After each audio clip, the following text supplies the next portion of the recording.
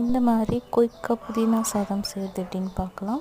First நான் 2 class அளவுக்கு அரிசி எடுத்து கழுவி ஊற வச்சுக்கிறேன். மிக்ஸி ஜாரில் புதினா, கொத்தமல்லி, பச்சை மிளகா சேர்த்து அரைச்சிக்கிறேன்.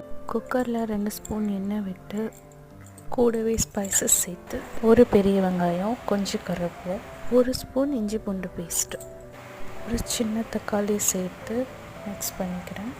இது கூடவே 1 ஸ்பூன் மிளகாய் பொடி, 6 ஸ்பூன் தனியா பொடி, தேவையான அளவுக்கு உப்பு.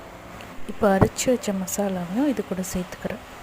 சாதத்துக்கு தேவையான அளவு தண்ணி ஊற்றி நல்லா கொதி வந்ததும் அரிசி போட்டுக்கிறேன். குக்கர் மூடி 1 விசில் விட்டு எடுத்தால் போதும். சாதம் நல்லா உதிரி வெந்து வந்துடும். லாஸ்ட்டாக இது கூட கொஞ்சமாக கீ ஆட் பண்ணிக்கிங்கன்னா இன்னும் நல்லாயிருக்கும். இந்த வீடியோ பிடிச்சிருந்தா லைக், சமையல் சீக்ரெட் டிப்ஸ் இருந்தால் கமெண்ட்டில் சொல்லுங்கள். தேங்க்யூ.